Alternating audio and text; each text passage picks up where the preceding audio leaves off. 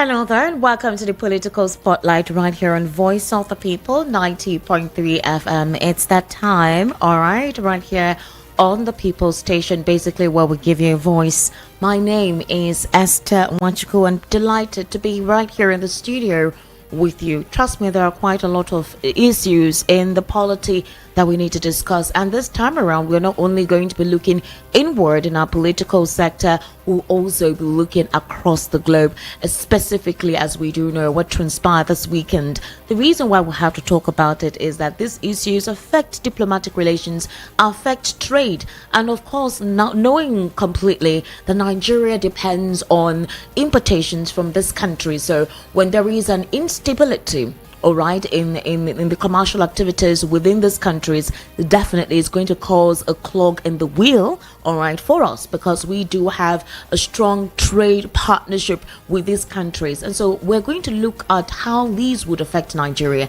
and what that places us, of course, coupled with what transpired on Saturday, the Yoruba Nation agitators, how they decided to take sway at the Oyo State Secretariat. That was a brazen move. I do not know what the presidency intends to do with most of these individuals or non-state actors who decide to hold sway whenever they like, although some of them are apprehended, but it shouldn't have occurred in the first place. So we're having serious situations. Some areas they're pockets, some areas they're massive across the globe, and a lot of netizens and critics and theologians are saying that the biblical prophecy is coming at play. These are the end times. Some say, according to what the Bible disclosed, nations will rise against nations, and that's basically what is taking place. But we're going to intricately look into some of these issues, and of course a couple of political issues that transpired in our national polity in the week. And my guest will be joining me via the telephone. Unfortunately, they couldn't be present right here in the studio. First off, before I officially commence, I would implore you, if you are not watching us, kindly join our YouTube channel, virtually be part of the conversation. Let's see how we go with that, and you can begin to drop in your comments. But if not, well, this is 90.3 FM, all right? Tell your neighbor to tune in and be part of the conversation across the social media handles. It's at VOP 90.3 FM. And of course, you can follow me on YouTube at Estiq Media on YouTube. That's ESTIQ MEDIA. Let's grow the family together. All right. Interestingly, right? The question everyone is asking, for example, is why did Iran take on the brazen approach by sending more than 200 drones and missiles to Israel? Now, you know that there has been a major war between Israel and Pakistan. Also, no, not Pakistan, Palestine rather. And why is that? Well, we do know that on October 7, all right, Hamas decided to what? Take over some parts of Israel. Now, they came in like a thief in the night, seized, kidnapped, killed a couple of people, not just a couple, more than 1,000 actually, and that is basically what made Israel to retaliate. Now, it was a major thing because it took the airwaves across. Nobody saw that coming. But the question is, what has Israel's response been all the while? Everyone has been calling on Israel to temper justice. They have done enough. Palestine literally right now is almost in a total rubble. A lot of people have died, children have been killed, all right, families displaced, and we've been seeing the media giving a reportage, and they're asking the IDF, they're asking Israel to try as much as possible to ensure that they stop the war. But Israel is saying that most of the Israelites that were taken hostage by Hamas have not been released, and until they're able to get most of them out, whether dead or alive, they wouldn't stop. However, there have been peace negotiations headed by the United States, NATO as well. See how the humanitarian crisis in Palestine can reduce.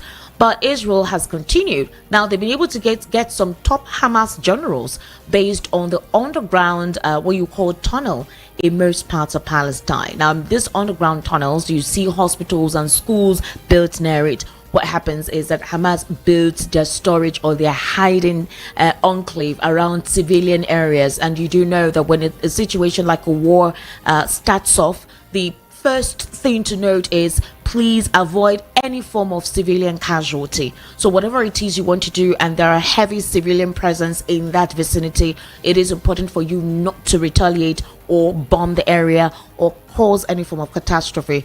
And since Israel already knows that this is what Hamas actually does, they decided this time around that they would ask those within those areas to evacuate to another area where they would consider to be safe, so they can flush out Hamas from those enclaves. Now, some of them did not leave those areas, that is the hospitals and the schools where, you know, a lot of children, mothers and families were staying, and Israel went ahead and bombed those areas. Now, it was a public outrage. We saw crowds, we saw mammoth crowds in the United States, we saw them in the UK, we saw them across other nations, you know, asking that the US should actually go and speak with Israel, telling them that the catastrophe and the humanitarian crisis they're causing in Palestine is uncalled for and it should stop. In fact, this time around, I don't think Israel got that kind of international support that they usually normally get.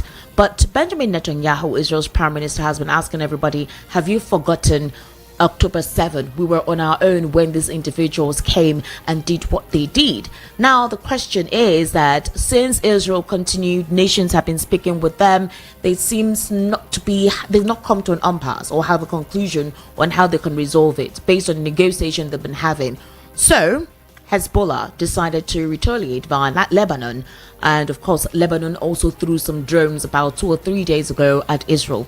And of course, we saw what transpired last night where Iran also did theirs. But according to Iran, they're saying it's in retaliation to one of their embassies where Israel killed some of its generals there. So this was a retaliatory form for Iran to respond to Israel. And we were watching, if you've been watching the media space all throughout yesterday, from when Iran actually launched is about more than 300 drones down to Israel, we could follow and see what it got. But apparently no major harm or casualty was done, aside from a child, a girl who was hit by the shrapnels of those drones, and she was taken to the hospital. So the question now is, why did Iran launch those drones? All right, now Israel denied that they did not take or carry out the consulate attack, but you know, it is widely believed that they are behind it. However, this is the first time Iran is actually attacking Israel directly. Previously, Israel and Iran had been engaged in years-long shadow war, attacking each other's assets without admitting responsibility. Those attacks have ratcheted up considerably during the current war in Gaza, and is backed up by the Palestinian group Hamas assault on nearby Israeli communities last October, like I told you. So the big question is, why is Israel and Iran, why are they enemies? The two countries were allies until the 1979 Islamic Revolution in Iran, which brought in a regime that has been used to opposing Israel as a part of its ideology. Iran does not recognize Israel's right to exist and seeks its eradication. The country's supreme leader, Ayatollah Ali Khamenei, has previously called Israel a cancerous tumor that will undoubtedly be uprooted and destroyed. Now, Israel believes that Iran poses an existential threat, as evidenced by Tehran's rhetoric, its buildup of proxy faces sworn to Israel's destruction, its funding and arming of Palestinian groups, which includes Hamas, and of course the Lebanese Shia militant group Hezbollah, and what it believes is Iran's secret pursuit of nuclear weapons through Iran, although Iran is denying to build a nuclear bomb. So the question is, what was Iran's motive? What exactly does Iran stand to gain within this crisis of Israel and Palestine? Okay, so Israel believes that most of the attacks on Israel stems from Iran. Iran has been using proxies, for example, they've been using Hezbollah, all right, one of them, and Hamas. Those are the terrorist groups that they actually fund. That's what Israel is claiming, that Iran is basically the backbone of Hezbollah and Hamas. And these terrorist groups have amassed a lot of weapons, all right, plans along with Iran against Israel, with the ultimate plan to eradicate Israel. Now, of course, Iran is blaming Israel for a recent strike on Saturday night, where there was a bombardment of Israel as in response to the April 1st airstrike on an Iranian consulate. And the consulate is a particular building in Syrian's capital, Damascus, and senior generals and Iranian commanders were killed. So Iran blamed Israel for the airstrike, and it saw it as a violation of its sovereignty. Israel has not said it carried it out, but it is widely assumed to have done so. 13 people were killed, including Brigadier General Mohammed Reza Zahedi, a senior commander in the Quds Force, the overseas branch of Iran's elite Republican Guards, and he had been a key figure in the Iranian operation to arm the Lebanese Shia armed group Hezbollah. All right, so who are Iran's allies? Who are the people supporting Iran? Of course, Iran cannot take over or do what it's doing if they do not have allies with other nations. So Iran in the process built up a network of allies and proxy forces in the Middle East that it says forms part of an axis of resistance challenging the United States and Israeli interests in the region, and they support them in varying degrees. Syria is Iran's most important ally. Iran, along with Russia, helped the Syrian government of Bashar al-Assad survive the country's decade-long civil war.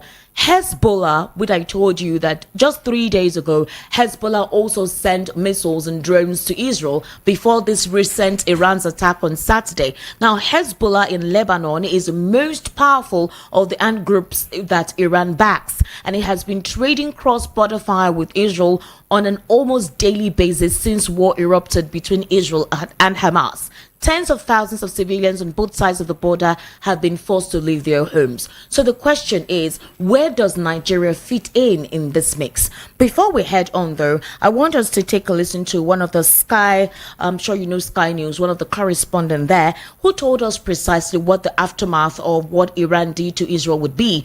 We do know that Benjamin Netanyahu has been one very staunch-minded individual on making sure that Israel gains the last ground here. The question now is, will the air base, or that is the airspace of Israel, be able to possibly carry on or tolerate a barrage of airstrikes from either Hezbollah, or that is Lebanon, or Iran? If both decides to send your drones and whatever through the Israel airspace, will they be able to contain it?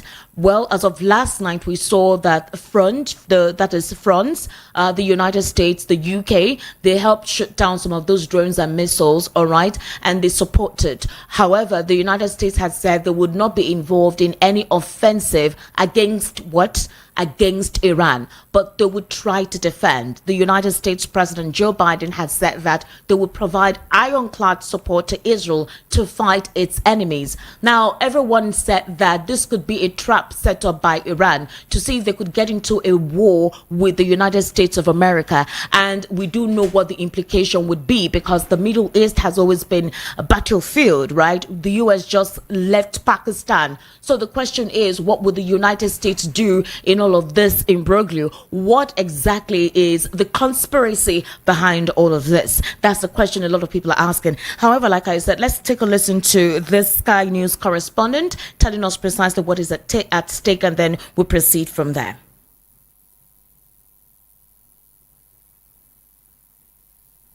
In the range of weapons, 331 missiles and drones that were used. Geographically, it was designed to stretch Israeli defenses. So some of these missiles and drones came from Iran itself. Some of them came from Iraq. Some of them came from Syria. Others came from the southern tip of the Red Sea, from the Houthis, all the way to Israel. And some of them, of course, came across the border from Hezbollah in Lebanon. So this gave the Israelis 180 degrees to worry about in terms of their defenses, and, of course, Israel's allies as well. They were very successful, but the ones that really bothered them were the ballistic missiles. And the Iranians launched, we believe, 110 ballistic missiles, of which 103 were intercepted. These are some of those that are recorded by the Iranians as taking off. We don't quite know what they are, but they are probably Khorram Shah missiles or the Shahab 3 missiles, more likely, because they've got the long range. Most of them were intercepted outside Israeli territory. However, some missiles and drones obviously got quite a long way. We also have some footage of Temple Mount in Jerusalem, the most holy place for three great religions, and not far above Temple Mount, at quite low altitudes. You can see that some sort of air battle was taking place. The Iron Dome defense system that Israel runs was having to work pretty hard right above Temple Mount. So it was probably a closer thing than appears from the straight statistics. However, the Iranians did achieve success in the Nevatim air base. And the Nevatim air base is in the Negev desert in southern Israel. And Nevatim, although these 7 ballistic missiles that got through, they didn't do much damage. It's a very big airbase. But symbolically, this is really important because it was from Nevatim that the F-35s of Israel took off 2 weeks ago to bomb the Iranian consulate as part of the embassy in Damascus. And that's what set off this current round of escalation. So the Iranians will feel that although they were 99% unsuccessful numerically in what they threw at Israel, the 7 missiles that got through hit the base from which they had been hit themselves. So in a sense, honours are even. The United States are saying to Israel, look, take the win and move on. Don't worry about it. Just leave it here. The rest of the world is saying to Israel, leave it. Take the victory from last night and move on. But Netanyahu is very unlikely to do that. Firstly, because this is the first time in history that Iran has successfully targeted Israel, Israeli territory itself. And that is an affront to Israel's security policy. And secondly, Netanyahu never believes in letting anybody else have the last military word. The Israeli War Cabinet seems to be briefing out the idea that they will respond within 48 hours, and I'm sure they will. So we won't have long to wait.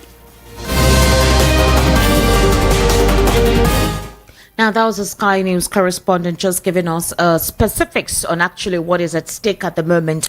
As it is now, Israel has said they would retaliate. And of course, the United States is asking them to temper, calm down. We don't want this to go beyond what it is. Let's contain it before it goes full on. Because right now, what may transpire from this could be a test in the water for Iran, who has been looking for this kind of war. And of course, you know, the United States will have to come in there. And the question a lot of people are asking is that Israel is a small country, right? Will they be able to take on Iran? Will they be able to take on Lebanon? All right. Now, we do know that geographically, Iran is much bigger than Israel. It has a population of nearly 90 million people, nearly 10 times as big as Israel's.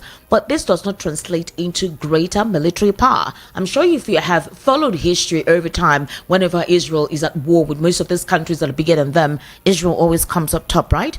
Well, some will trace it to the biblical history. Now, Iran has invested heavily in missiles and drones. It has a vast arsenal of its own, but it has also been supplying significant amounts to its proxies. The proxies here are those Houthis in Yemen and Hezbollah in Lebanon. Remember, I told you that these are proxies that have been used or supposedly being sponsored by Iran to carry on some of these terrorist attacks for a supposed agenda that they ought to occupy, be the mainstay, evacuate, eradicate the Jews, basically, in Israel. Now, what it lacks, though, is modern air defense systems and fighter jets. Now, here it is. The countries that support Iran. Russia is believed to be cooperating with Iran to improve those in return for the military support, and Tehran has given Moscow in its war with Ukraine. All right.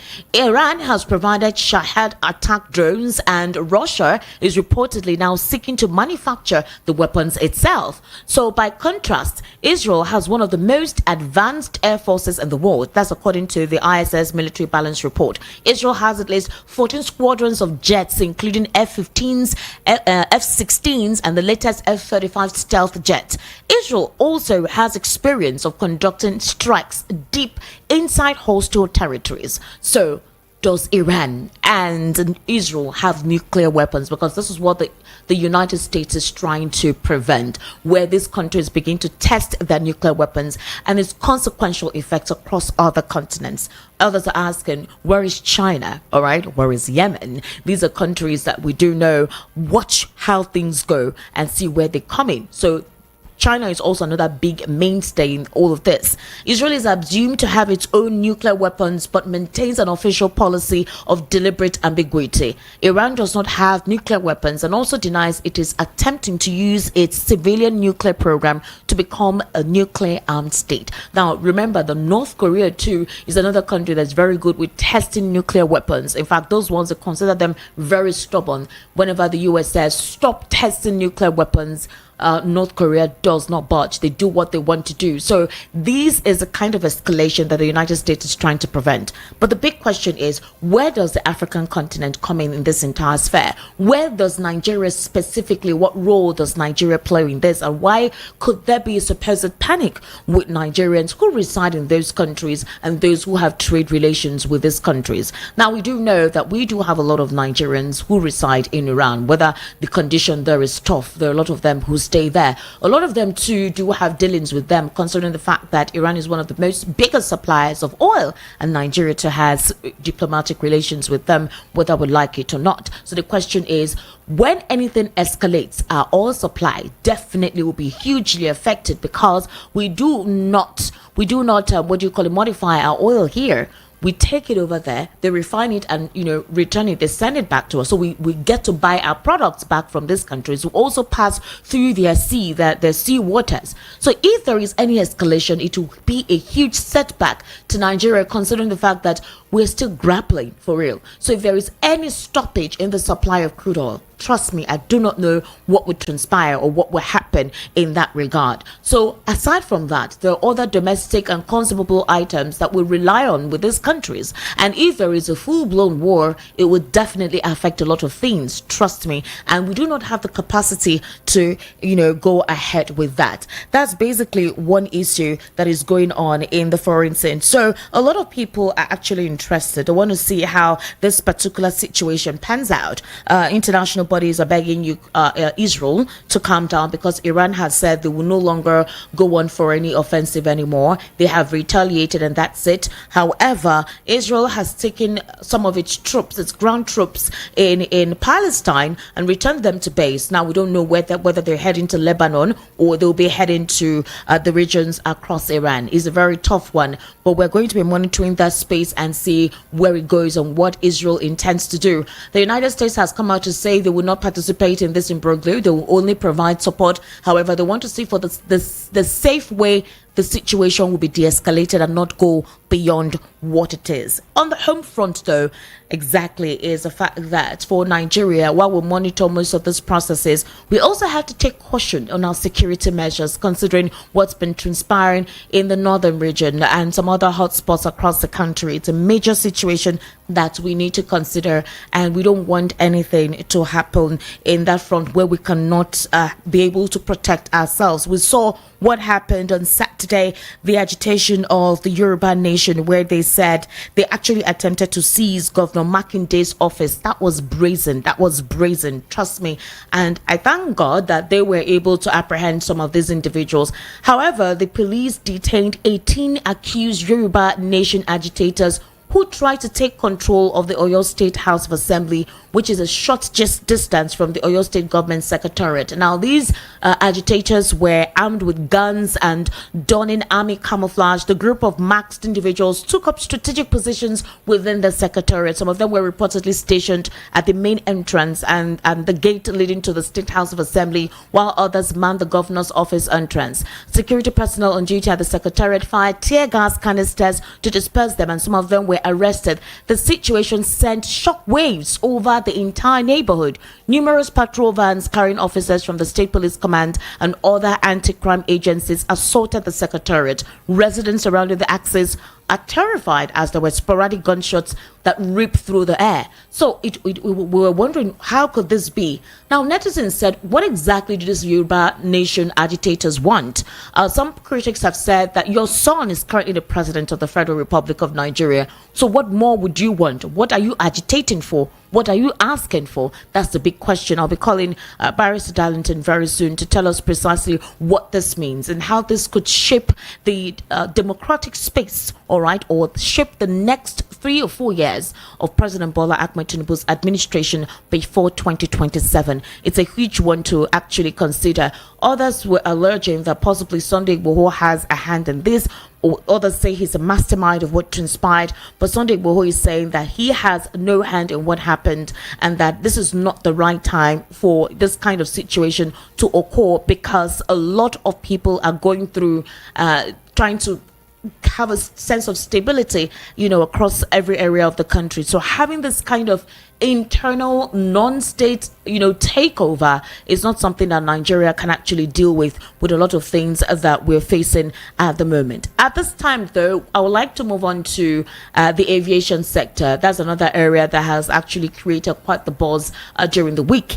In the aviation sector, we're going to be looking at Alan Oyema saying that there is a conspiracy all right, by some other international airlines against him. I'd like us to take a listen to Alan Onyema. After we have done that, then of course we will now listen to other critics' response to Alan Onyema's, will I say, allegation concerning the conspiracy against his airline. Now, if that conspiracy is supposed to hold sway, to be believed to be true, we will know. I will hear from you. Or if maybe Alan Onyema is asking for too much, or Nigerians just have forgotten how immensely he has contributed in the aviation industry by helping Nigerians a lot when, you know, the federal government couldn't help, especially when Nigerians were stuck in other countries outside Nigeria. So let's take a brief listen to Alan Onyema via an interview with Ijeoma Egwuatu. You're going to be hearing his voice asking questions intermittently in this interview. Days is no longer Airpeace. Airpeace belongs to over 220 million Nigerians. What Airpeace did 2 weeks ago is benefiting the entire population of Nigeria, benefiting the government of the day, is benefiting the people of the day. For example, you were paying 15 to 17 million naira for business class going to the UK 6 hours flight, paying about 6 million for premium economy and about 4 to 5 million for economy. So 6 hours flights before now. Unacceptable. Then you go over to Ghana, you go over to Lome, you fly cheaper, more than half the price. You go to South Africa, 9 hours from Johannesburg to the UK, you pay less. Now, the direct airlines, we are taking 17 million business class, 15 million business class, 6 million economy, 5 million economy. Those who are going indirect, when you start going to Qatar, 8 hours, you suffer some 3 hours delay over there, or layover. Then you go to do another 8 hours to London just because you want to cut the cost. The cost. You go to Ethiopia, some 5 hours, you stay there for about 3 hours, you do another 6 hours or thereabout to the UK. You go to Morocco, you go to Egypt. In fact, Nigerians had even started going to South Africa 6 hours down the line. Then you come up and fly over Nigeria 9 hours. They were suffering. They were paying through their noses. Even the indirect airlines also cashed in on this because they were offering business class for 8 million. Nigerians were, oh, this one is cheaper. They were offering economy for, say, 4 million or 3 million. Oh, this one is cheaper. Then Airpeace came on board.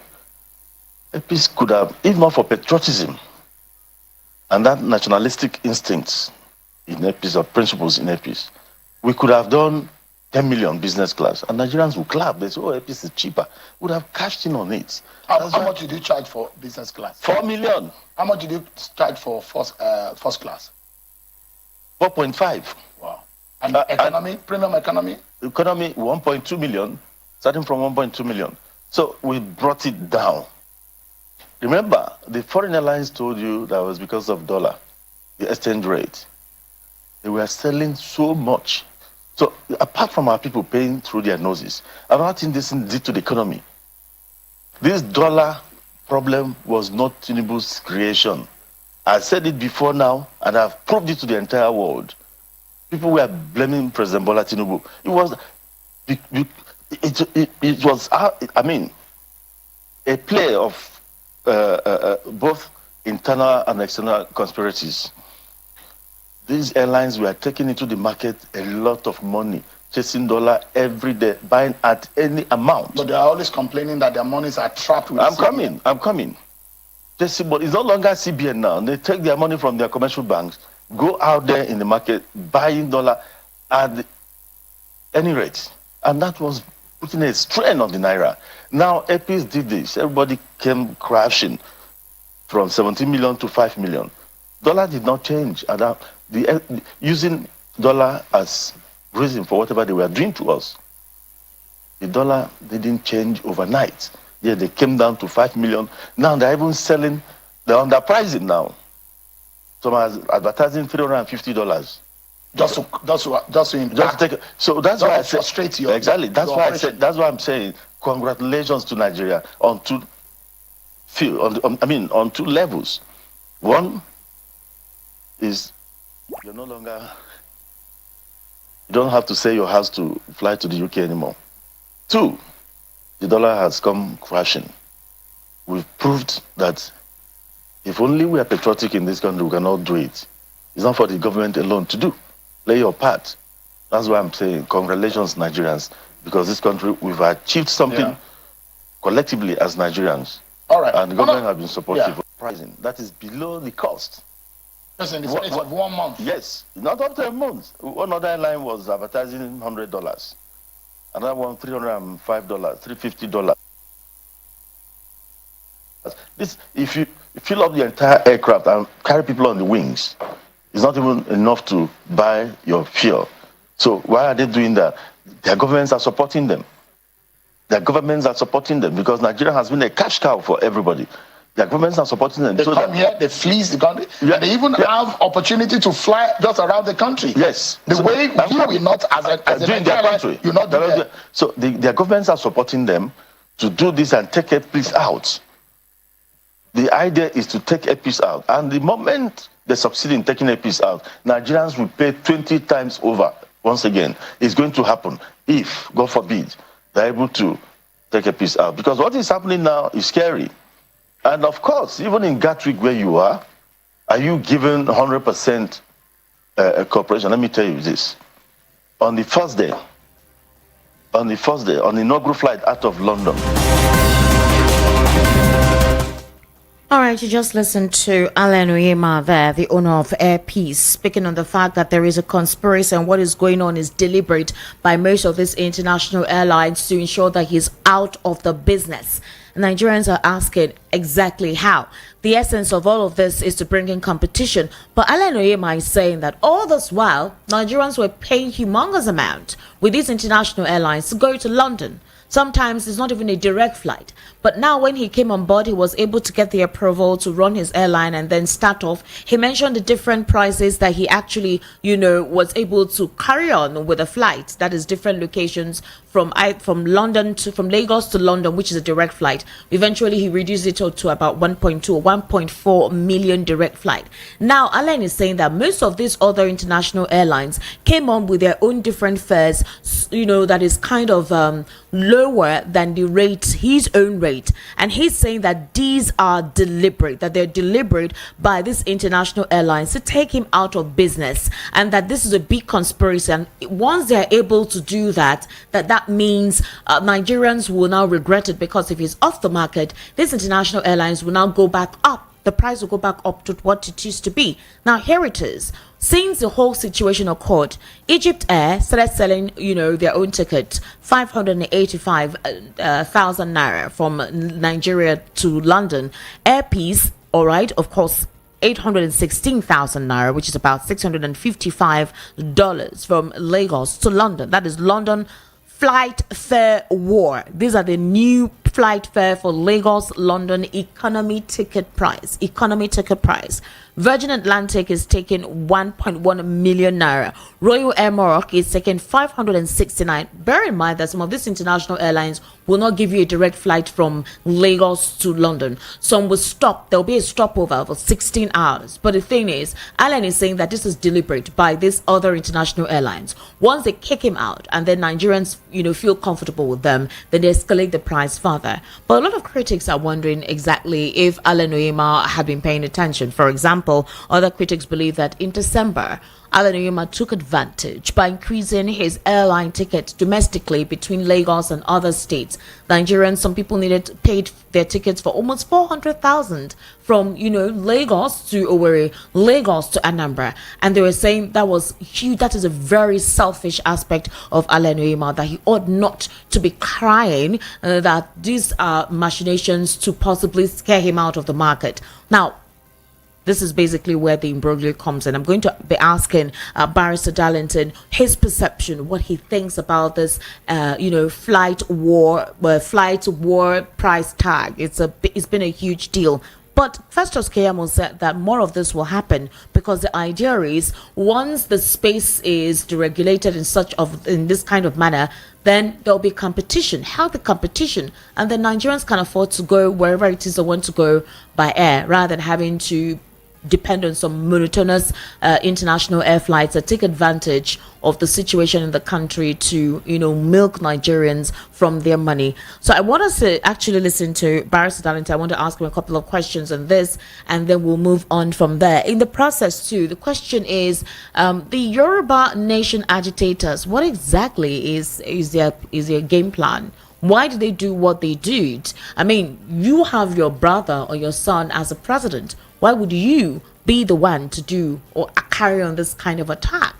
What message are you sending when you have the northern elders giving their own perception on the doings of this administration? Baris Denton, good evening and welcome to the Political Spotlight. Yeah, Esther, good evening. How are you? I am fine. Baris Denton, thank you for joining me this evening. I want to start off with Ijeoma and the fact that he believes there is a conspiracy to take him out from the international airline business, because he's saying that if he hadn't come on board, there would not have been seen the slash in prices with other international airlines. Now he came on board, they're slashing their prices ridiculously low, especially for the economy ticket. And the idea is to take him out of the market. And then when that happens, Nigerians will now see the loss, because these international airlines will go back to the humongous amount that fare tickets were for at the time before he came on board. What's your take on that? Yeah, in fact, it is a big surprise to some of us, because nobody thought that such a thing could happen. I'm telling you, nobody thought that such a thing would happen. And you know why this airline took advantage of Nigerians? The passenger volume is here. And I was saying it that, look, the government is supposed to regulate this foreign airline. They are making us.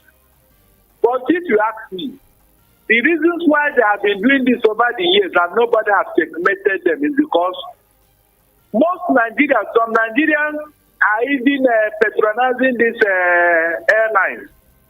Some of them are investors in these foreign airlines. And so they like what was going on.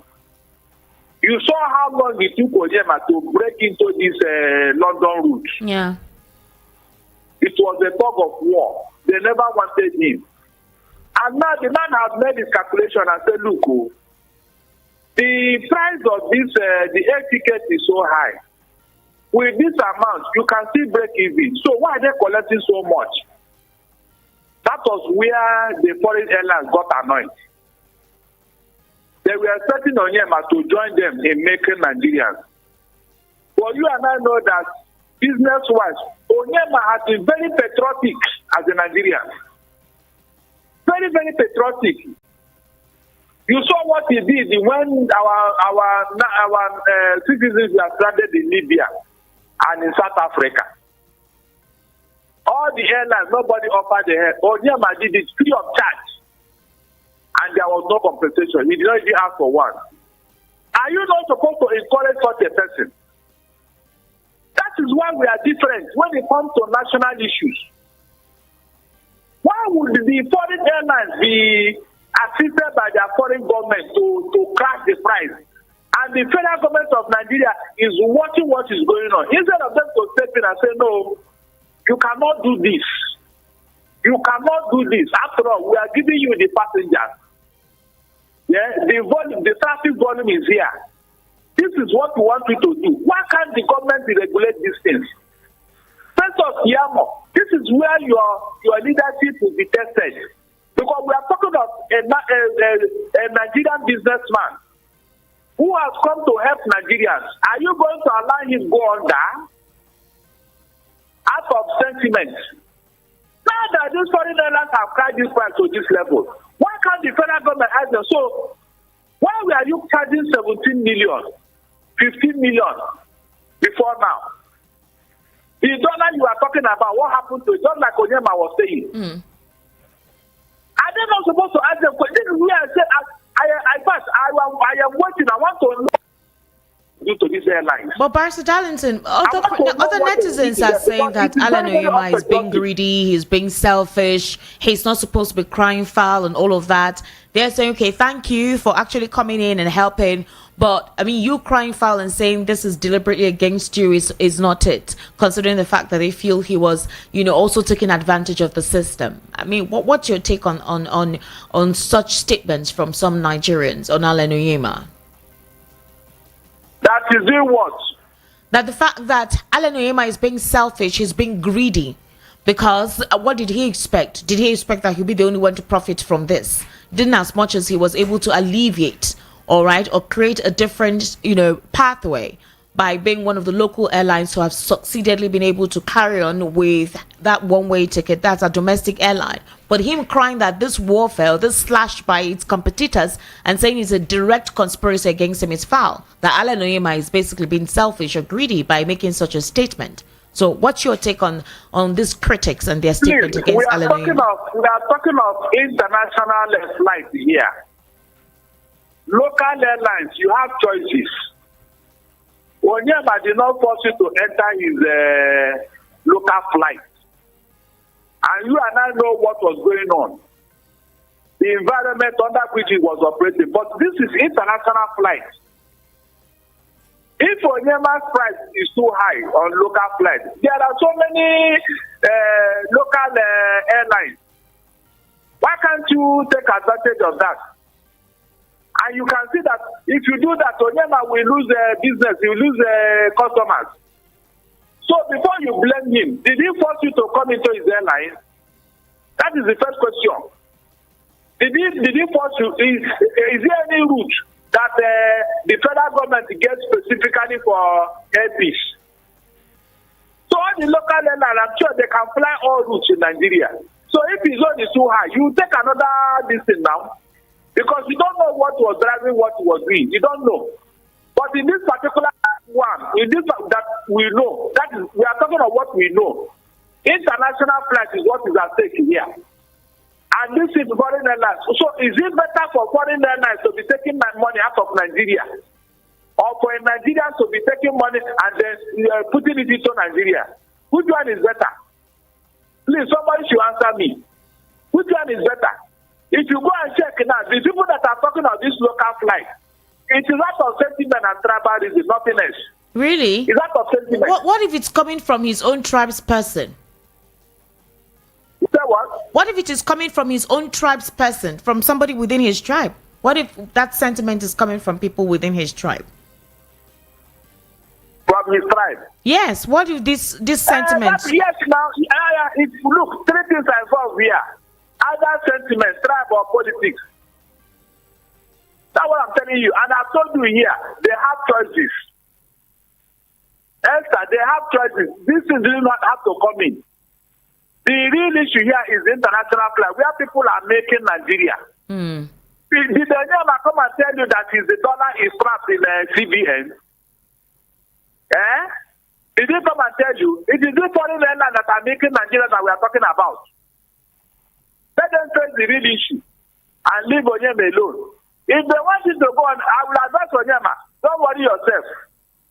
Don't worry yourself. If the government does not want to come into this price war and then they allow the foreign airlines to do what they you leave them now. You leave them. You have done your best. Posterity will vindicate you. There is no need to talking too much. Yes. How can somebody crash from 17 million to what they are charging now? 17 million for first class. And now I hear that they are going as low as even 3 million or 4 million. Even going lower than Onyema. So what happened?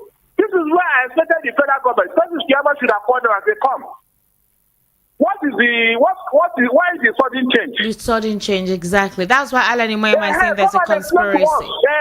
If you are truly sincere, you want to do business in Nigeria, why did you bring this price to this level now? Come and tell us what brought about this change. Let us know. Is that not what the government is supposed to do?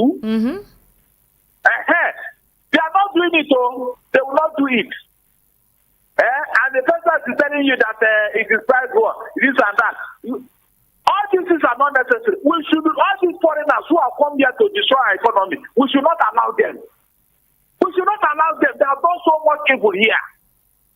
This is why I said the federal government to come me and ask questions.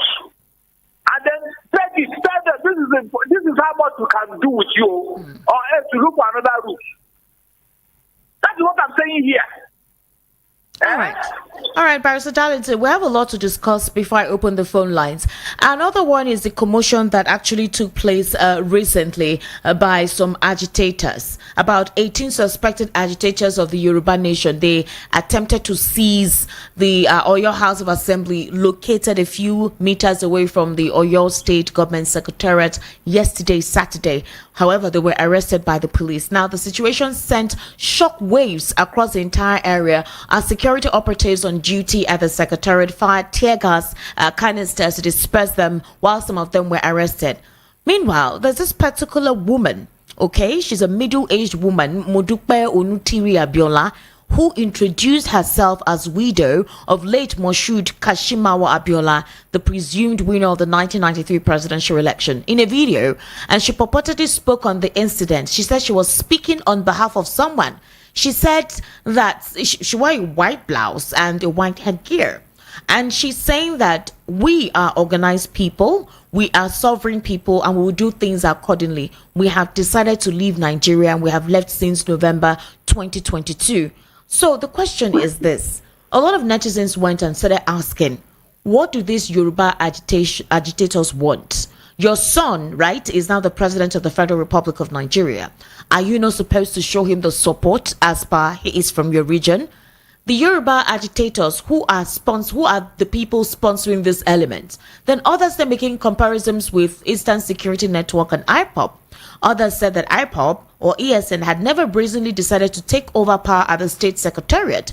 Now, this brazen attempt by these agitators would be because they feel that this administration is possibly not tactful or strong enough when it comes to security, where you're seeing mass group of people or non-state actors brazenly carrying on attacks like this. What's your take on that, Baris Denton? It is not enough for a Yoruba man to be the president. The question is, what kind of president is he?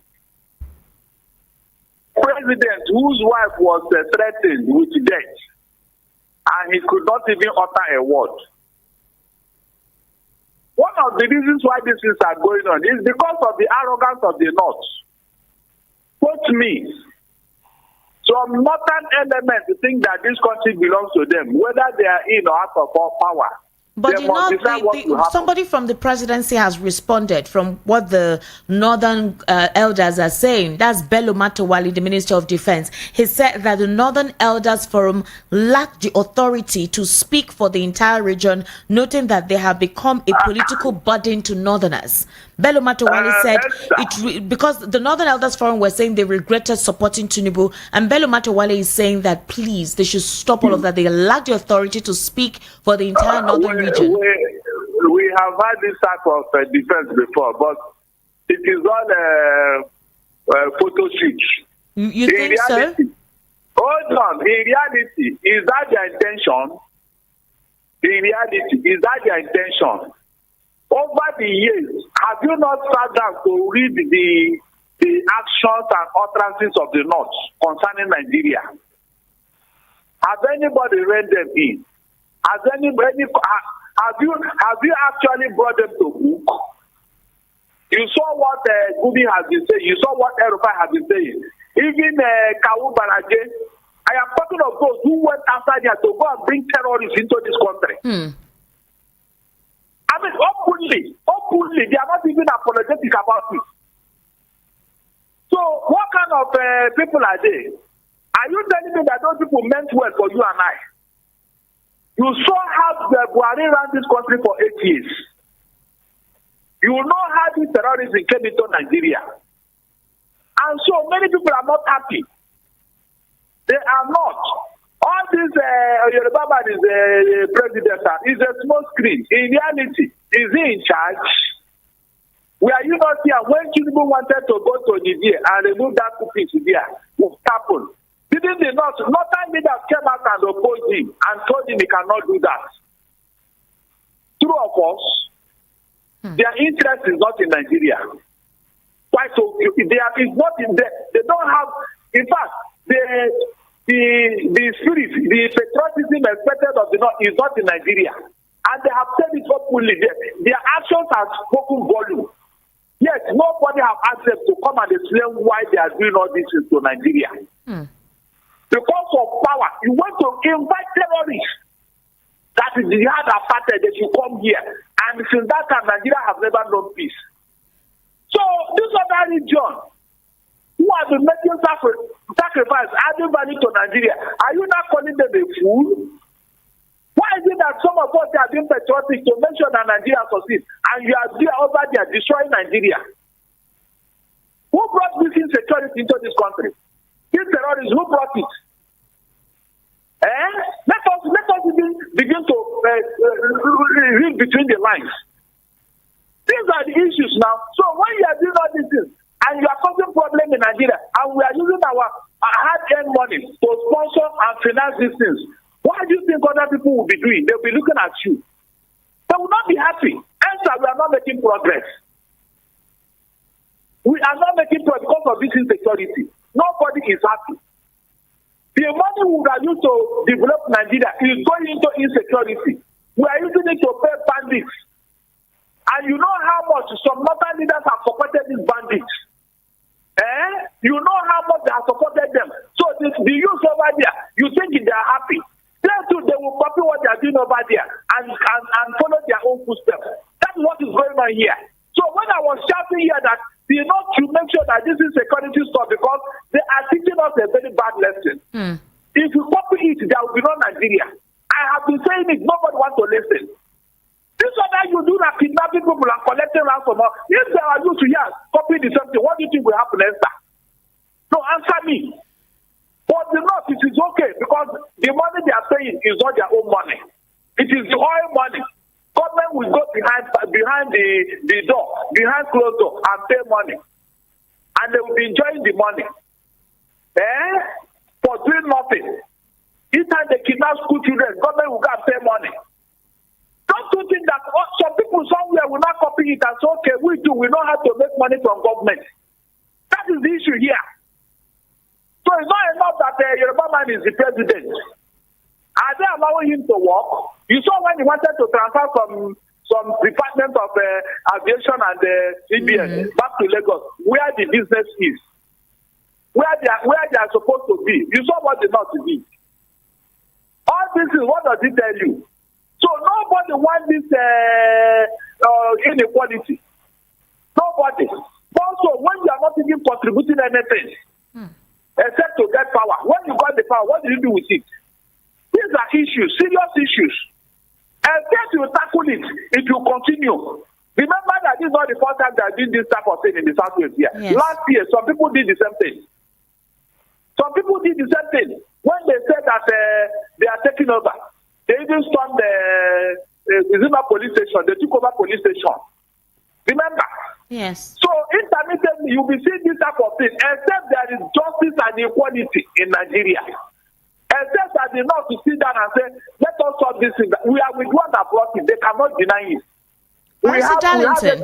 Baris Denton, in response to what you just said as to equity and justice in Nigeria, I'm sure you knew that on Friday, a court sentenced a cross-dresser, Idris Okuneye, known as Bobrisky across social media, to 6 months in prison. And the judgment was delivered on Friday by Justice Abimbola Awogboro of the Federal High Court in Lagos. And he was given that particular convict with no option of fine. Okay. Now, meanwhile, the Economic and Financial Crimes Commission on Thursday filed a 6-count charge of money laundering and abuse of naira against him. While on April 5th, EFCC arraigned Bobrisky in a court on a 6-count charge ranging from abuse of naira and money laundering. However, the court dismissed laundering charges against Emefiele, but they convicted him of naira abuse after he confessed. So this is the thing. There were parallel judgments. Bobrisky, and that is Idris Okuneye, and Godwin Emefiele. Godwin Emefiele was given a bill of 50 million naira, right, with surety in like sum. And of course, Nigerians were making comparisons as to the offenses committed by Godwin Emefiele and a first-time offender as Bobrisky or Idris Okuneye. Now, the question is, was that particular justice, that conviction, was it too heavy? No option of fine 6 months, or there is something more behind it? What's your take on that? It is, look, as long as there is an infraction against our laws, Yes. let anybody who contravenes get the full sentence. But if the law provides for options, why not apply those options? That's what we are saying. Our prisons are already congested. If you look at that particular section, section 21, which every other legal mind has quoted, there are options. Even in the CJA, Criminal Justice Administration, if you go to section 454, 1 to 3, such a non-custodian sentences, you should go for community service. Because I don't think this thing. Hello? I can hear you. That's what a lot of netizens are saying, that for a first-time offender, right? Why did they have to, met out such form of conviction on the young man? Because it's the first time he's committing such a thing without an option of fine. So others are saying maybe there is something beyond it. Let us leave that first offender and last offender. Okay. Every infraction is an infraction against our laws. Whether you are doing it for the first time or for the 20th time, it does not apply. Are you getting what I'm saying? And let us not dwell too much on that. The fact remains that an infraction has been committed. And if there is a law against it, then let the person get the full judgment. And if there are options, if there are options, why not apply those options? Because the last time I checked, this is not a criminal offense as such. Yeah? It is not. So why do you make it look as if it's an armed robbery case? It's not an armed robbery case, for God's sake. You should have given him the option, because if you go by the president has been set, we know people who committed such offense and they were given options. Is that not true? So why is Bobrisky so this thing? I don't understand. Is it because it's a cross-gender whatever? That's the thing. That's the question. So even at that, do you have a law against it? The answer is no. No. So if you're actually going to prosecute him on mutilation of the Naira notes and all that, there are options when you commit such an infraction. There are options. And that is a fine. Why not apply it? Why is the zone different? That is the question. Why is the zone different? We know people who have committed such an offense in the past. And if nobody arrested them, not to talk of prosecution. So these are the anyway. I expect their lawyers to go on appeal anyway. Yes, definitely. Definitely, yes, it's expected. Well, Baris Denton, there's a.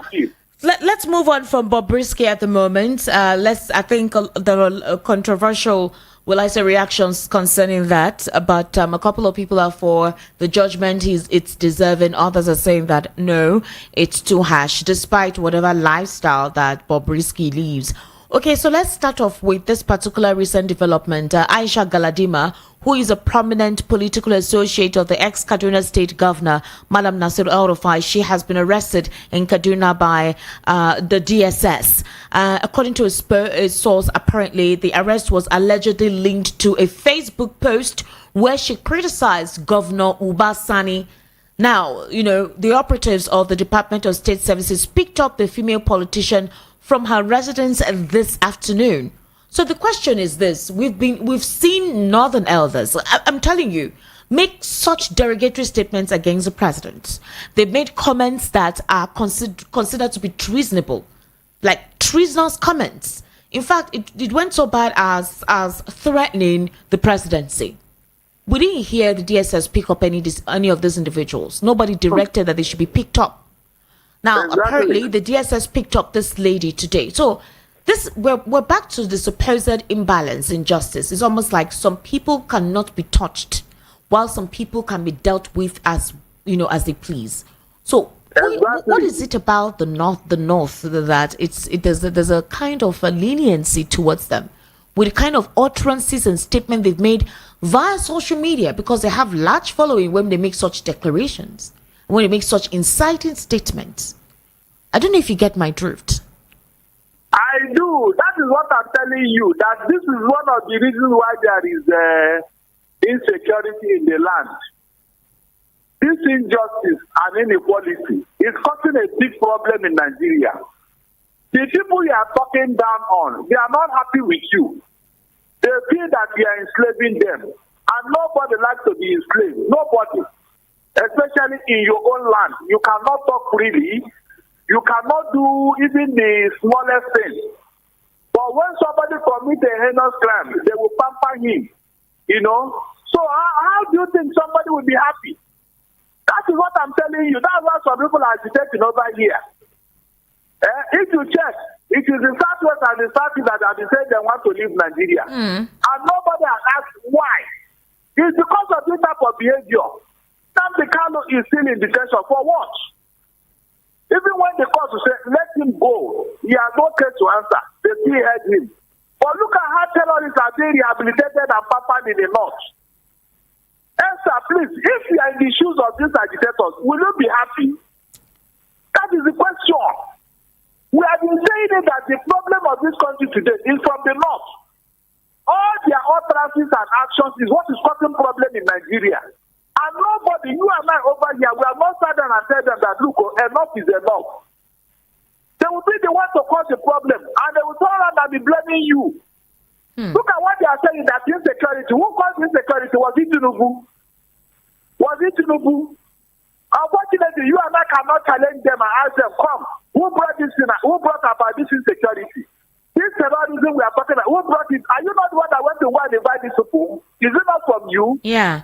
I remember when the former DSS person actually was Precious interviewed him here, where he was able to give us a lot of expose on how these individuals pervaded yes, that was Amake. Yes, Dennis Amake. I was upset with him that day, where he declared openly that, look, the jihad is fully active in Nigeria. They said it, that they should come or that the jihad are started in Nigeria. What kind of nonsense is that? And nobody has forced these people to question. I will not have this in all over Nigeria, all over. The North have not asked themselves, why are we doing this? If we truly love this country, are we supposed to be doing all these things? This is not an head up. They saw this, they know about it, they are the one that said it. Yet they are not blaming themselves. They are looking for somebody to blame. Okay, look at it. When Jonathan wanted to end this insecurity, you saw how they reacted. Yes. Good. You saw how they reacted, and Jonathan had to withdraw General Ihejirika back. And immediately they came back in full swing. Under Buhari, you saw how this thing started. In 2016, Buhari included 940 million naira in our national budget to fund the Fulani herdsmen activities. All of us criticized it. I talked about it. I said, no, this is not right. At the end of the day, they said it is to help them build ranches so that there's no more farmer header classes. We said, okay, if that will bring peace. At the end of that 2016, what did we see? We saw guns all over the place. That was when Fulani herdsmen started carrying guns and be killing people. And today, have you seen one ranch anywhere in Nigeria? I said one single ranch. Throughout 8 years of Buhari, did he build one ranch for any Fulani and their header and their cattle? Nobody asked him. The money you put in our national budget, where is it? What did you do with it? You can imagine this type of deceit and hypocrisy. And the same people are coming out to be blaming Tinubu for insecurity. And nobody has been able to challenge them and ask them, what did you do? What did you bring about these things that we are talking about? We were peaceful here until your brother came into office. And you people are not blaming him for all this thing. You are blaming every other person except him. Even what you mentioned about Emefiele, Buhari have opened his mouth and told me that all the actions that Emefiele took, that he was one that authorized it. Esther, Buhari said it. I analyzed it in that studio. So why is everybody blaming the Mekele? He did this, he did not do it. Meanwhile, they have left the principal under vicarious liability in our laws. Emefiele is a scapegoat. Good. The principal is supposed to be taking the blame, not the messenger. Well, I have already told you he was one that. So, with that evidence, what are you blaming the Mekele for? Why not come Buhari to tell me why you get such an order as the president? Nobody have done that. Esther, nobody have done that. You can imagine deceit. Every day, Mekele. As if the man did anything on his own. You and I saw when he was going to Asoro. Every day they will call him. He will go there. He meeting Buhari behind closed doors. Did he go there on his own? Was he not invited? No, was the Mekele not invited? Did we not see this when it was going on? Now, nobody is blaming Buhari again, even when you are old dog. You can imagine deceit. You can deceit, pure deceit. Initially, they said it was he was funding a terrorism. That was the first allegation against him. Yes. When they discovered that he's a Mekele screen, he will tell the whole world who told him that he's to be giving money to terrorists. They drop it up to today. Nobody's mentioning it again. Nobody. Even that child, that child came up when Buhari was in office. Yes. He was one that ordered DSS not to even arrest or prosecute Emefiele. There was a presidential order on that matter. What about Wadume, Baris Denton? Can you remember Wadume? Hello? Can you remember Wadume? Hello? I can hear you, Baris Denton. I said, can you remember Wadume? You said, can I remember what? Wadume, the kingpin that was apprehended and taken. All of us, we didn't hear anything. Later, he's back. The line is coming. The line is becoming blood. Though. Did you say what? I said, can you remember Wadume, the kidnap kingpin? Okay, Wadume. Yes, Wadume. That a lot of policemen who actually went on to track him got killed by some army. Can you remember that story at the time? My dear, I broke it down in that studio. That was the most painful thing that is injustice that anybody could do to humanity. Answer. 5 our gallant police officers. This is a crack team, detective, well trained. They are in the team of the IT.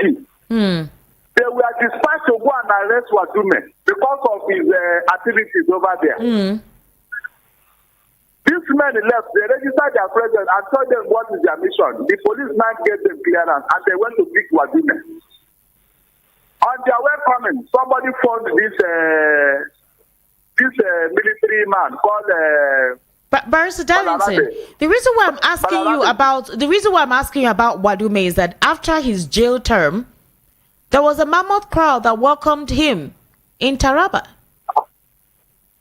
You said what? I said after his jail term, Wadume has returned to Taraba, where there was a mammoth crowd to welcome him. I am coming here. We need to know how he returned.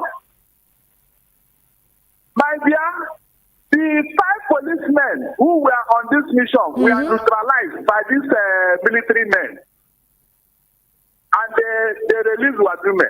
Immediately, we heard that they had been taken to court and all that. So he was arrested. But the principal suspect in this matter, the Balarabe Tijani man, immediately they sent him on compulsory course outside. And till today, nobody tried him. Meanwhile, Wadume, who was jailed for 7 years, he spent only 20 months in prison. And he came out.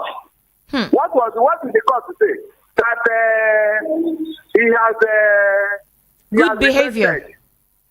He has defended, yes. And therefore his prison term was shortened. And that he did not escape when the Kuje prison was broken into.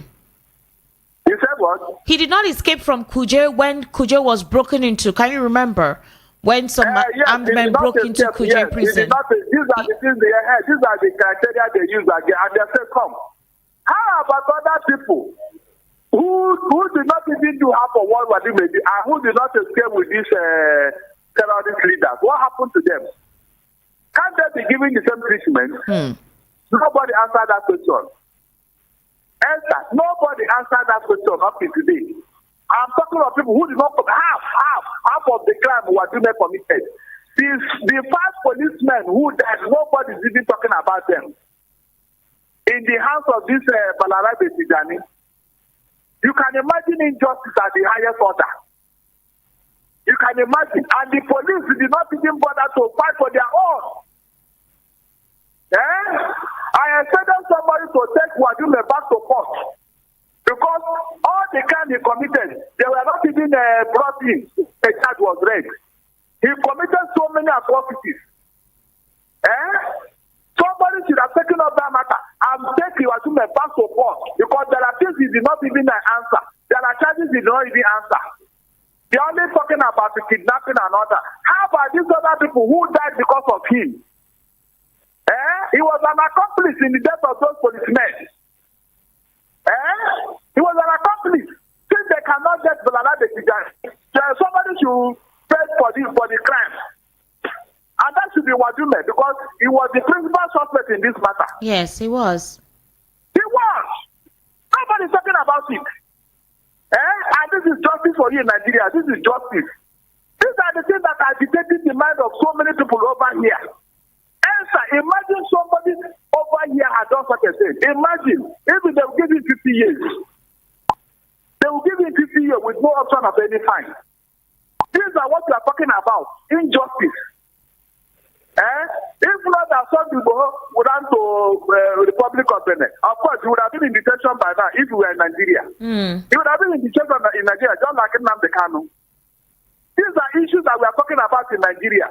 This is why people no longer feel comfortable in Nigeria. Esther, I am telling you, this is the agitation in the mind of Nigerian youth now. They are not comfortable with injustice in Nigeria. It is so much. And they do it brazenly, openly, as if you do not matter, as if you are not even part of Nigeria. Meanwhile, the people that are dealing with you in this matter, they are foreigners who came here. Foreigners are being pampered as if they are nationals. Why do you think the real indigenous will be happy with you? Tell me how. That is the issue here. Baris Denton, thank you so much. I'm going to keep you on the line because... I know we are running up. Hold on. You see what is going on in the Middle East. Let me tell you. You were asking what is the interest of Nigeria, my dear. No, I said, where does Nigeria fall in this conflict? I asked, where does Nigeria fall in the conflict? Or how it would affect Nigeria too? Is that what? My question at the time when I started was Nigeria's place in this order. I can hear you, Baris Denton. Go ahead then. Go ahead. Say what you want to say. Okay, fine. I want to chip in this. Don't expect Nigeria to get involved if there is any escalation, especially between Iran and Israel or in the Western world. Because you remember the Shiite movement? Yes. Good. They are being backed by Iran. This is they belong to the Shiite. Yes, they belong to the Shiite. And the Sunnis are backed by either Iraq or Saudi Arabia. So the enmity is there. If anything is going on in Iran today, Nigeria will not get involved. Quote me. Okay. They will never get involved. Apart from the religious inclination and all that. Yeah. What they did to that man, what's his name? The Shiite leader in Nigeria. Is he hurting Iran up to tomorrow? They are not happy with Nigeria, and they will never be happy with Nigeria the way they destroy those people and kill them. So that is a major issue between Nigeria and the Iranian government. So let nobody think that if anything happens, Nigeria will take. They will not do. They will not get involved. Okay. That is one. Then if there's an escalation, America, Canada, UK, and other Western allies, if all of them team up with Israel, the Middle East, in fact, the Middle East will disappear under 24 hours. So. They will disappear under 24 hours. Iran does not have the capacity to match even Israel, not to talk of when America and UK are backing them. They know. That is why since this is started, the Arab nations are saying, look, they're only talking of peace. Yes, that's what they do because they have tried it before. It did not work. Remember the 6-day war, Yes. the Young People war, Yes. that lasted for just 6 days. Mm. The whole Arab nation wanted to terminate Israel, but the war ended in 6 days when they saw what was going on. So they are not ready to go through that route again. That is why they are saying look. So all this one that Iraq is in, Iraq just want to flex muscle. They cannot match Israel. Quote me, they cannot. They just want to flex muscle. All right. After a while, when the thing escalates, they'll start begging, just like Hamas are begging now for peace. Mm. All right, Baris Denton, thank you so much. It's time for us to take some calls. All right. I'm going to keep you online, but we need to take calls and responses from our listeners. This is the time for us to hear what they have to say and, also contribute to the conversation that we've actually had on the political spotlight. The number to call is 0700 903 903 903 0700 903 903 903, and of course the WhatsApp number is 0817 1756 338. That is a WhatsApp number. Okay, the number for you to call is 0700 903 903 903. All right, and the WhatsApp number is 0817 1756 338. Hello. Hello. Hello, good evening. Good evening. How are you? Yeah, I'm fine. Are you too? I'm fine. Welcome to the political spotlight. Name and location, please. My name is Mr. Oscar. I'm calling you from Badagry. All right, Mr. Please go ahead. Yes, I want to talk about this of the stuff. Okay. Yes, your guest really highlights some points that is so damaged. So we talk and talk and talk and talk. We want to talk about Nigeria situation and its shenanigans. It's like somebody knocking his head against a brick wall. Sometimes he gives somebody a nightmare, but we have to talk about it. You see, I strongly believe pen is mightier than sword. Using guns and bullets to agitate for whatever succession, I'm not too comfortable with that because the youth in Southwest here and the Southeast, their way of agitating, I think we should resort to pen is mightier than sword. So the northern part of Nigeria, yes, I can see what is really going on there. The northern part of Nigeria, the way they handle things, they acclaim excessive. To my own candid opinion, I see they acclaim excessive authority to themselves. They have done that not today, for years back. I think it has become their. I've toured around the north. Yes, I've been to the northern part of Nigeria very well, almost 5 states at all. It has become a legacy, a fundamental right to them. The way they handle things, they don't look at the presidency as they see it as somebody eating a pap. I'm telling you, not the way we struggle here, kill ourselves, talk and before we can be able to manage the power. Look at it. A Westerner is in the power, and some boys are going around trying to overtake government. Well, I think pen is mightier than sword. For Mr. Oyeman and his business transaction, I think I see competition here. Oyeman should the new tactics and the new strategies. A new plan, because you cannot say I should not sell 5 naira. If I want to sell 10 naira, that is my business. If you want to sell 5 naira, that is your business. So it's just competitive. That is what I'm saying here. You should not look at other people.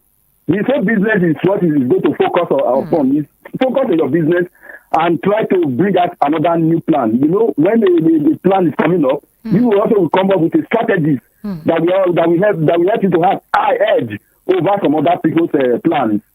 Like for the Israelites and the other Iran and whatever. Iran, Lebanon, and Palestine. Yeah, supremacy. A kind of supremacy. That is what I'm seeing over there. It will not necessarily concern Nigeria. I'm not too sure. No, really, in terms of trade, if things escalate, it could, because we have trade relations with them. Okay, in terms of trade, are you talking of we have mineral resources? Yes, mineral resources, and the fact that we get our refined petroleum. Yes, I understand. Iran is not the only country we trade mineral resources with. Iran is not the only country. But no, we start the supremacy of power. That is what I show of arms and ammunition. You know, they have developed enough digital gadgets, enough and nuclear weapons that Africa have no chance where those things are operating. So the Africa should watch closely and guard against their sovereignty. All right, thank you so much. Thank you so much. Okay.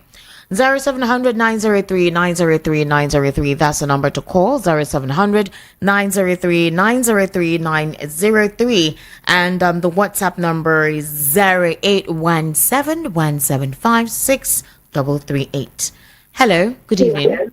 Welcome to the Political Spotlight. My name is Michael. I'm calling from my dog. Michael, kindly turn down the audio of your listening device, please. You can't call and want to hear yourself talk. I've done that. Please. Thank you, Michael. Please go ahead. Good evening. How are you? I'm fine. How is work? Work is good. So what I want to say is that what Baris is saying is true. The way the North are taking this country is very different dimension, because they thought that they are the only them that has this, which is not. Hello? Can you hear me? I'm listening. Okay, they think that they are the owner of the country, Nigeria, but they are not. If they started doing that, let us separate. That is the only thing I can say about this. Let us separate private. Everybody will live in his own side. That is. All right, thank you. We'll not promote that form of statement to separate. Nigeria is one, and that's basically what we'll try to promote here. We'll always talk about the issues right here, but to promote that agitation for separation or secession is not part of the mantra of Voice of the People 90.3 FM. Hello, good evening. Good evening, Madam. Good evening. Name and location, please. It's Nemeka on the line. Nemeka, happy Sunday to you. The same to you, Madam. All right, let's go ahead. Looking to gathering to where I did. All right. My listening, I talk about say peace. Say peace. Before you go into your business, you could have known that there will be a challenge there. Because business is not a church. Even church says when you do business inside. Church, when they see themselves to get a position inside church, a lot are doing it. Talk less of this mafian business you go enter. If you are calling us, you are just making noise. And after making the noise, if you can't compete with them, you just answer up. But if you can compete with them, give them the challenge. If you know they are doing this for us, give them the challenge. Despite what you did during the time of Xmas, I know one of my brothers that bought ticket. I know how much he bought ticket. Just to do from Lagos to East. So that's the thing. That's why a lot of critics are saying that that's a Christmas period. I mean, that they feel he did not do well. Of course. If you can get money to do your people like that, you have to face any challenge that comes to you in any business you are doing. Because before you go in there, you do not call us. If something that vessel is coming, you give them their challenge of their money. That's how they do things. Because if you wait there for Ejibo here, what can I contribute there? Will I go and tell Atlantic Airline not to charge what they are charging? See, I think this to be an empty noise. You understand me? Yeah. We are just raising a dust. That one apart. These people that claiming to be owner of the country, nobody is challenging anybody to be owner of the land or not. If you claim you are the owner of the land, show what the owner of the land used to do. Because if the land belongs to you, you can't be destroying it. Forming all manner of grand cars to be certain from government. Still, if there's toxicness, your people are living.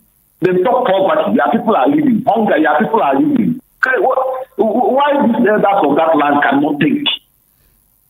That's why I'm always against Dangote. People are calling him first millionaire, second millionaire. According to a second millionaire, like get this, what they call it, this anamajiri on the street of North. Look at what everywhere is starting in Lagos here. They carry forward and carry machine. Is this what people are giving to your people as a show? They make us a laughing stock in the world. Feel, they are not feeling it. That's why I'm always against some people that support this mess that is happening. We are not getting it right, but let me tell you, if your house is full of criminals and all manner of bad things, nobody would like the children to come and be a friend to your household. Nobody. No person with the right mind will allow the children to mingle with your people. So they should be careful. All right. God bless you, my dear. Thank you. All right. 0700 903 903 903. That's the number to call. 0700 903 903 903. And the WhatsApp number is 0817 175 6338. Hello. Good evening. Good evening, sir. Good job. The Lord is your friend. Amen. Thank you so much. Happy Sunday once more. Same to you. Yeah. My name is Peter Usiko. I'm calling from Abanagan, Ikosin. All right, Peter, go ahead. Yeah, I want to speak on Yoruba Nation agitators. All right. To me, their action in Oyo State, that's in my own opinion, the action in Oyo State amounts to a miniature military coup attempt under a democratic dispensation. Okay. And they should be dealt with accordingly. Either their sponsors or whoever has been caught should be tried, should be tried very well. That is, the charge should be treasonable felony. Some of them have been apprehended. Pardon? Some of them are being apprehended. Yes, around 18 of them have been apprehended. Not only that, they are sponsors, they more have sponsors. It's a miniature military coup attempt, and they are just testing the waters if they will succeed. To me, they are rabble-rousers. You understand? So the government of Bola Ahmed Tinubu should not take it lightly. Should not take this with kid gloves. Because remember the directive he gave to the soldiers in Oklahoma in Delta State. So if he takes this thing with kid gloves, then other regions may take advantage of that. So you should know that these people are out for trouble and you should deal with them accordingly. This is my submission. Thank you. Thank you, Peter Osifo. 0700 903 903 903. That's the number to call. 0700 903 903 903. The WhatsApp number is 0817 1756 338. Okay, we have a call via WhatsApp. Hello, good evening. Welcome to the Political Spotlight. Yeah, good evening, Esther Wachuku. This is Richard from Germany. All right, Richard. Welcome to the Political Spotlight. Go ahead. Thank you. And good evening to Mr. Darlington. Yeah, about the Oduduwa secessionist agitators. This is not the first time they took that similar action. They have done it before. And the Nigerian police told us that a few of them were arrested. Yes. And as we speak, they have not even taken them to court. They have not said anything about them. And the same thing, I think the same scenario is also going to be, applicable to these ones now of yesterday. Why I'm saying this is because even though IPOB is proscribed in Nigeria, IPOB has never, gone to a radio station or any government secretariat. Or any government secretariat, and declared Biafra independence. The only one that did such similar thing was Zionist movement. That was in Enugu, I think about how many years ago. And they are not IPOB members. And that Zionist movement was even not proscribed. So what I'm saying here is that this double standard of Nigeria state against everything that Igbo people do is very appalling. It's very disturbing. Let us see how this is going to end. Because there is no way you treat same people, you call the same citizens different ways. You have different laws for different people. It's not going to happen. That's why people are not happy. That's why you see agitations everywhere. And moreover, my sister, Nigeria, I've said this several times. Nigerians must come together and decide the way out. If you shut these people down today, tomorrow another people will come up. Because the formation of Nigeria, the foundation of Nigeria was done at a going point. Nobody agreed to this Nigeria. Our grandfathers were not consulted. Nobody. The British just forced these people together for their own benefit, for their own selfish, interest. We're here now. We're together. We should not continue to make utterances or statements that has to do with secession or go your way. No. I said, look, but my sister, let me tell you, I'm not saying that, but I'm saying that we should come together and discuss way forward. Way forward. Yeah, without discussing this, we see all these agitators, groups coming up. And let me tell you, this is very, very simple. Very simple. For example, you have 6 geopolitical zones. Why not put it in Nigerian constitution that the presidential be rotational, so that everybody will feel, at included. Home. Included. Everybody will feel included. But whereby every 4 years or every 8 years, it will go back to the core north, another one, it will go back to or southwest. Because Jonathan became the president, it was accidentally. Without the unfortunate death of Yaradua, Jonathan would have served maybe after 80 years and go, and another Yoruba will come. I'm telling you, this thing will continue. And look, Nigerian intellectuals are responsible for this calamity that's going on in Nigeria. They are not treating this issue, seriously. They should come up as intellectuals, as think tanks, and build Nigeria and make Nigeria work. Otherwise, we are wasting our time. Good night from here. Bye-bye. Yeah, good night. Reno Mokri actually made a statement like this on Friday, where he said that if things are not done properly, the North and the South will continue to control political power in Nigeria. He said both regions will continue to yield political power over Nigeria due to their unity and humility. And I remember at the time, a couple of netizens said, excuse me, when do we begin to take the words of Reno Mokri because of the dissenting statements he has made against the presidential candidate of the Labour Party? But if you think deeply into what Reno Mokri said, related to what the scholar just said now, there's a correlation to that. So is it possible for a deep thought, logical minds to come together? All right, 0700 903 903 903. That's the number to call. Hello. Good evening. Welcome to the Political Spotlight. How are you? My name is Sydney from Lekki. Your name is Eunice? Sydney. From Lekki. All right, Sydney. Are you a child? Yes. How old are 11. You're okay, so why are you calling to the program? I'm just calling to know how are you. I'm fine, thank you. Bye-bye. All right, bye-bye. Thank you, Sydney, for calling to check up on me.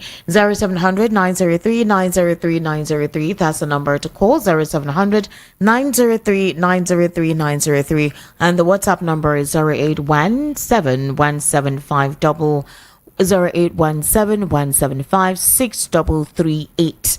That is the WhatsApp number to send your WhatsApp messages to. Hello,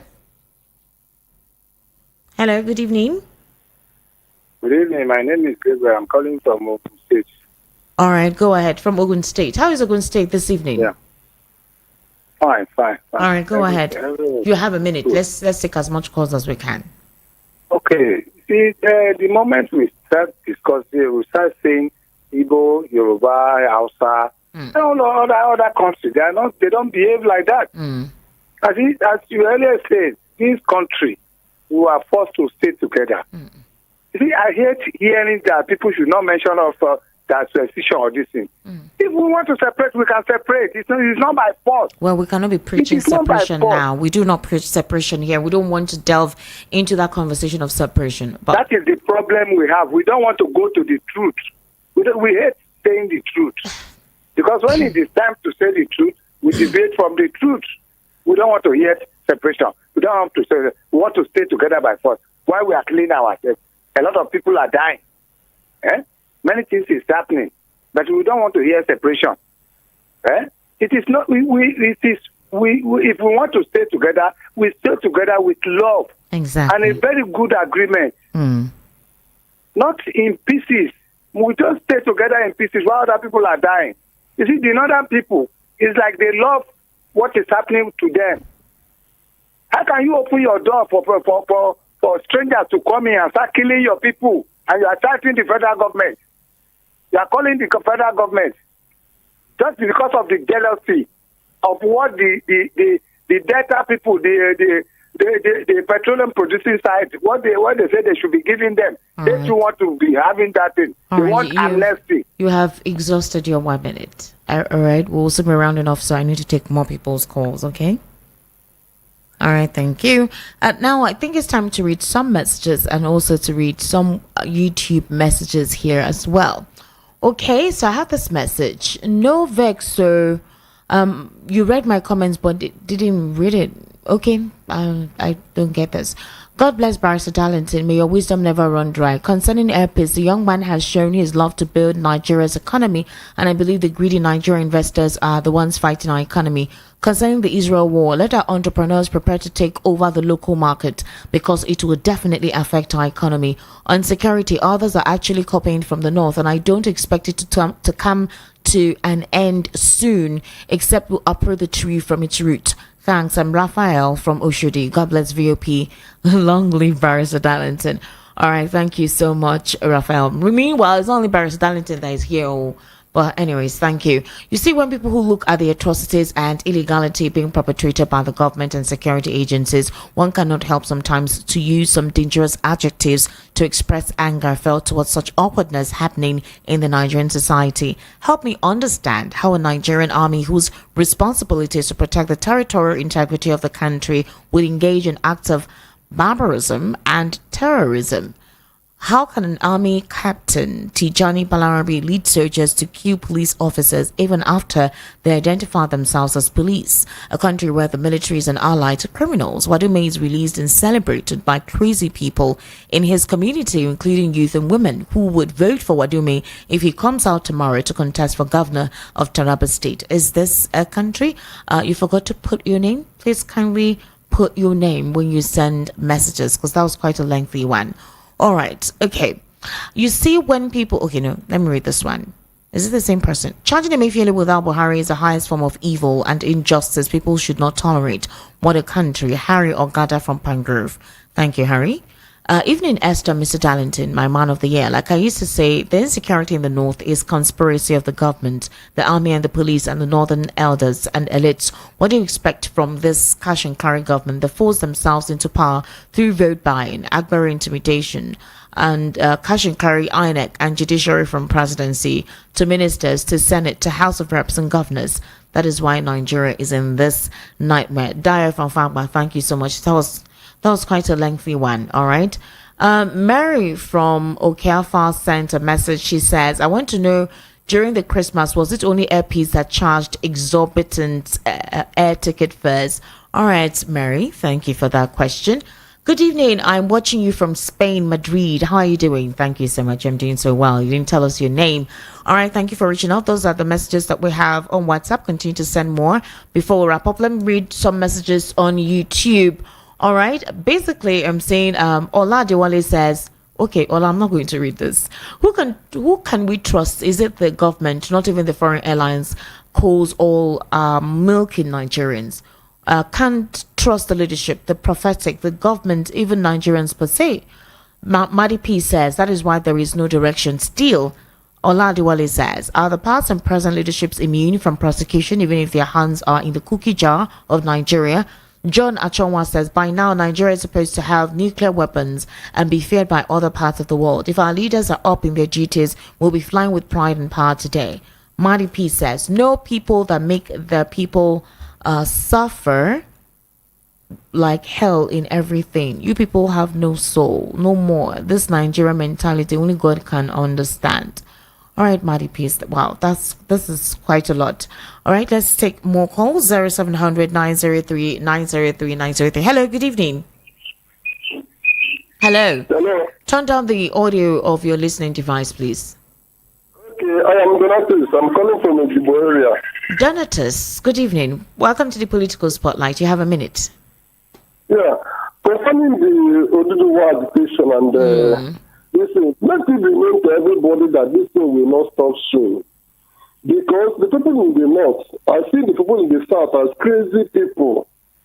Every average northerner or every northerner speaks for the north.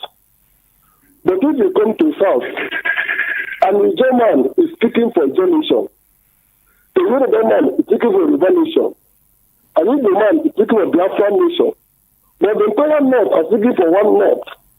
So that makes him so much powerful against the southerners. And it's not going to stop until we repent. What Remo almost will tell you is what is going to happen. The southerners are seen it as mad people.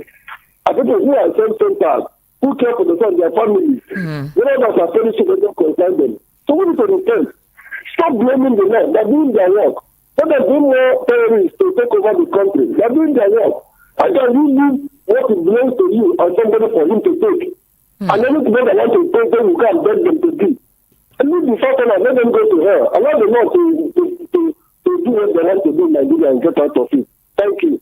All right, thank you so much for that call. 0700 903 903 903. That is the number to call. 0700 903 903. And the WhatsApp number is 0817 175 63338.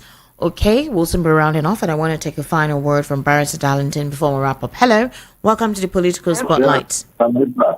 Yes. Yeah, Madam, sorry for calling you back. Yeah, I forgot to teach you something about this agitation group. Okay. Please, we have come too far as a nation, as one people.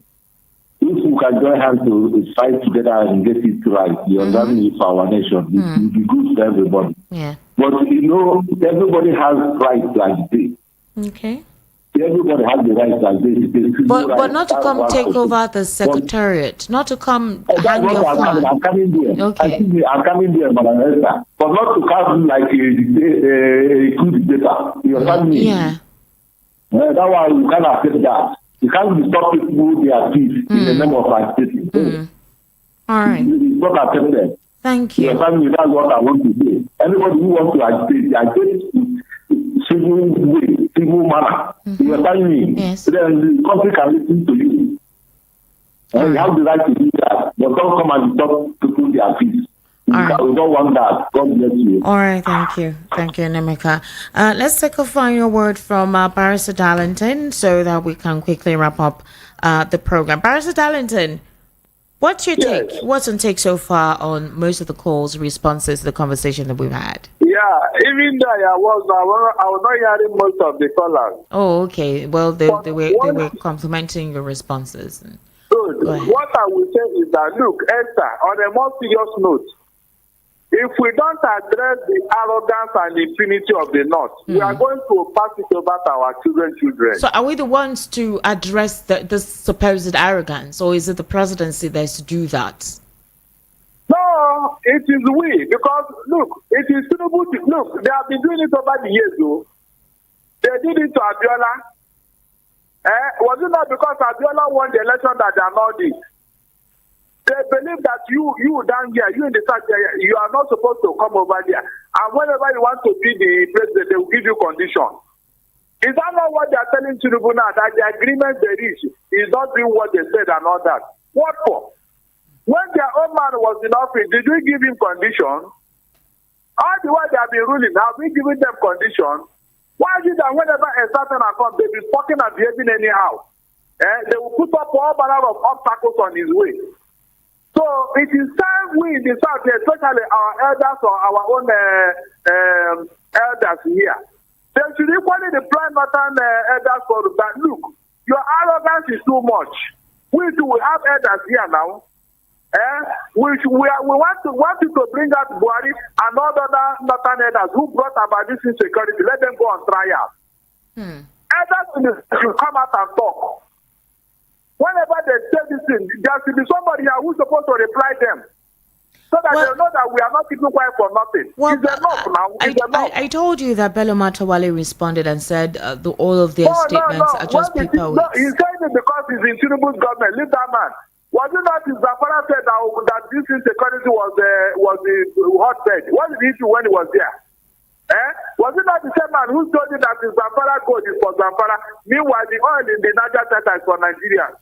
Is it not the same man? He's saying it because he's in Tinubu's government. Leave that place. He is not supposed to talk. Those who have committed all these heinous crime against Nigeria from the north, what have they done to them? What have they done to them? Our own daughter, Leah Sharibu, is in the kidnapper's death because of her religion.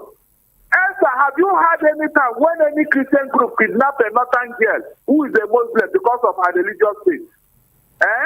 Is it not provocative? So is it not provocative on its own?